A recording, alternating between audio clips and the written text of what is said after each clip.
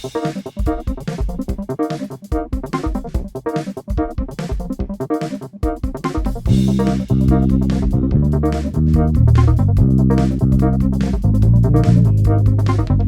title of this case is Balancing Communities, Cultures, and Conflict, Lessons Learned from the East Ramapo School District Legal Battle.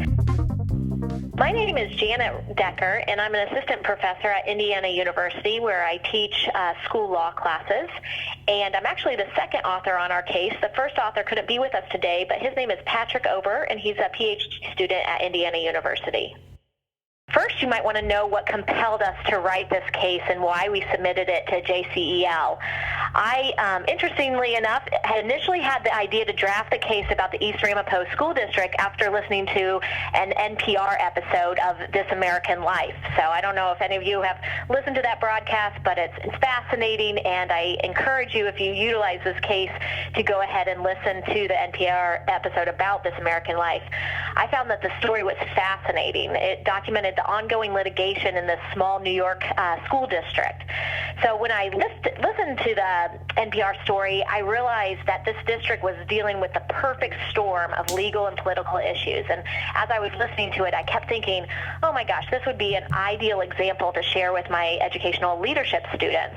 I teach school law classes, and I've also taught classes about politics and education, as well as classes about special education leadership. So there are so many elements of this story that apply to every class that I teach and also apply to the research that I do. It exemplified how important it is for leaders to not only be legally literate, but also to respect the views of the minority populations in their districts. So after listening to the case and getting excited about the story from NPR, I asked one of our PhD students who took the lead on the article, and his name is Patrick Ober, and he also, like me, is interested in special education legal issues. So I asked him to join me in writing the case, which he did, and so we wanted to share the story because on one hand, the East Ramapo district is unique because it has this interesting history. For over 8 years, the community has been embroiled in a legal battle about public school funding. So a large part of the community are Orthodox Hasidic Jews, and for years, these Hasidic Jews were paying property taxes that funded the public school district. However, the Hasidic Jewish population and their children, they didn't attend the public schools. Instead, their children attended private schools called yeshiva. Tensions had been brewing for years and years that the arrangement of the Hasidic Jewish population paying property taxes that ended up funding the public school district wasn't completely fair. Now, on the other hand, some of the funding was going to the private schools through transportation and some of the textbooks costs. So there was some of that funding going to the private schools. So on one hand, this district was quite unique. But then on the other hand, the East Ramapo district is similar to so many school districts across the country. The district continues to this day to be struggling to meet the needs of an incredibly diverse community. So at the public schools, most of the students are Haitian, Latino, and African American. But then at the private schools, like I mentioned, the students are from Hasidic Jewish families. So just like other districts around the country, the East Ramapo district had incredible religious, racial, ethnic, and cultural diversity. In total, there's about 11,000 public school students and then 19,000 private school students. So it's also interesting that there are more students in private schools than there were in the public schools in this district. So on one hand, you could consider the Hasidic Jewish community to be a minority because it lacked political influence, but numerically speaking, it actually comprised the majority of the community.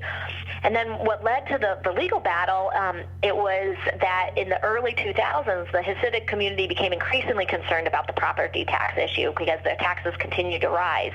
And so they decided to mobilize, and they started flocking to the voting booths every time there was a school board election or a vote on the school budget. And so they were upset about these property taxes, but then there is more issues at hand. So they were also disgruntled because of how the special education services were being delivered for their children.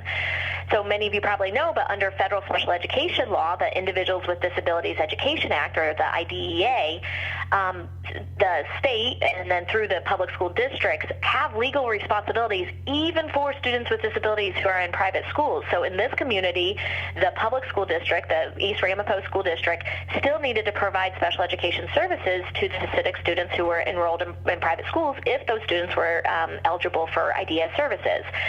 And then also under the federal law, the public schools had to provide the education in the least restrictive environment, or what's referred to as the LRE. And so the public school, by law, decided that the Hasidic students with disabilities needed to join the public school children in the public schools. It was partially based on a United States Supreme Court case that has since been overturned, but part of the issue was that public school employees couldn't go out to private schools and provide education because it could be a violation of the First Amendment of the Establishment Clause of separation of church and state. So anyway, the public school was just trying to follow the law, but the Hasidic families were really upset about this. They didn't want their children at public schools. They didn't want their children to be mixed in with non-Orthodox Jewish children. This community of Orthodox Jewish families had a distinct culture, and they had distinct customs, and they were vastly different from the mainstream American culture. So they thought, when the public school district was telling them that the students with disabilities needed to be put into the public school environment, they thought that this was incredibly traumatic for their students to be separated from the world which they were comfortable. So there was this one Hasidic advocate who was taped on the NPR broadcast who argued that the public school district just needed to change the law. And he was very angry that they were using the law as an excuse, but what this advocate might not have understood was the inability for the district, this local school district, to simply just change federal law and the Supreme Court precedent that also surrounded the law. So when everything changed was in 2008. The Hasidic Jewish community seized the school board. There ended up being 6 Hasidic school board members and 3 non-Hasidic school board members. And at that point, there was a systemic defunding of the public schools. So departments were cut by 80%. A ton of teachers lost their jobs. Social workers, assistant principals, and others were fired. And there was one student who was interviewed who said because I didn't have money to have actual classes in her schedule, she actually had 4 lunches and 2 study halls. And then the Hasidic members ended up, the school board members ended up hiring this controversial lawyer who is known across the state, who ultimately ended up having a physical altercation with parents after a school board meeting. So that is part of the story. There's more of the story in the case, but suffice it to say that these legal battles are still underway. In 2015, the New York State Board of Education appointed a team to monitor the district because of all the issues it was having. And some of the aspects have improved for the public school students, but the battle's not over yet. You might be wondering, with this case in mind, what would be the best way to utilize this case, maybe in a classroom setting. And after the case is described, then in the case it goes into 3 different sections. The first section focuses on religion and the law. The second section focuses on special education law. And the third section focuses on political issues. And so instructors can have students read each of these sections to give them the background information that they need to know to fully analyze the case. The religion and the law section covers the U.S. Supreme Court precedent that relates, but then also applies the facts of this East Ramapo case to the general precedent. And then the special education law section, of course, describes the idea and the different principles behind idea that the East Ramapo School District needed to follow, and applies the facts of the case to that. And then the political issues does the same, where it talks about some of the research surrounding politics and education, and how leaders actually are politicians, and the different issues that they have to be concerned about when it comes to both the macro politics and the micro politics that affect their districts and buildings. So these three sections are important for students to know so that they have the background knowledge and they can analyze the case and discuss the case. But then what students can do are go through a series of activities and questions that we provided, and one of the activities involves students to take multiple perspectives. So it is an option for the instructors to divide the class in half and have half of the students take the perspective of the Hasidic Jewish population and half of the students to take the perspective of the public school students and the others in the district. So there's a variety of activities and questions like that that instructors can use as well. And then I guess the significance of the case, why would you want to use this case? I think it's fascinating. I think it's an excellent example that has juicy details. How many times are you going to have a case that involves a physical fight between the school district lawyer and parents? So I think that's definitely an attractive characteristic of the case. But then also there's so many important lessons to be learned from the case. One aspect that I really like is that it shows how complex leadership can be.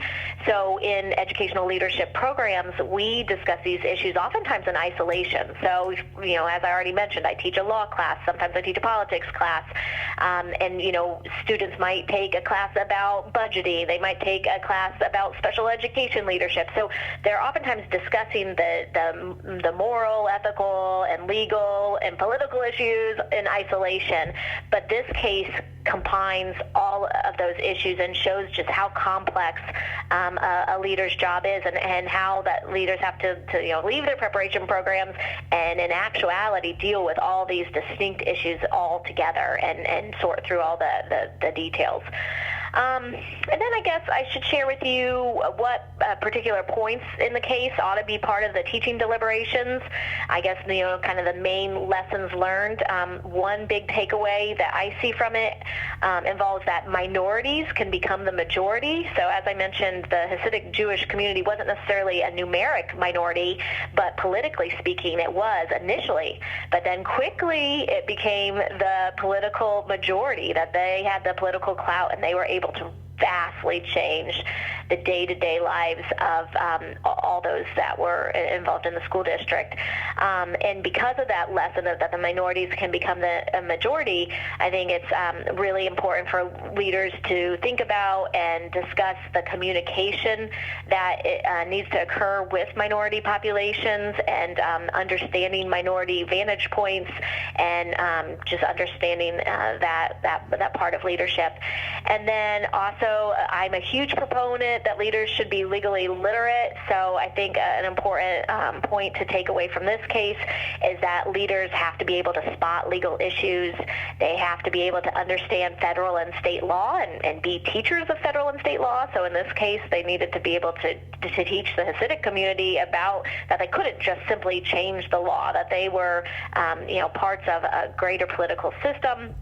The leaders also need to be able to research the case law and understand how the law evolves. So in this case, it's the law's continuing to evolve because there's still litigation ongoing. And then leaders also should be able to apply the law that they do learn about and they do research to solve legal dilemmas. So it's not enough to just know the content of the law, to just know what the law is as it stands, but actually to have the skill to be able to apply that law to legal dilemmas. So those are the main takeaways that I would take, but there's more, and I encourage you to take advantage and read this case and utilize it in your classroom.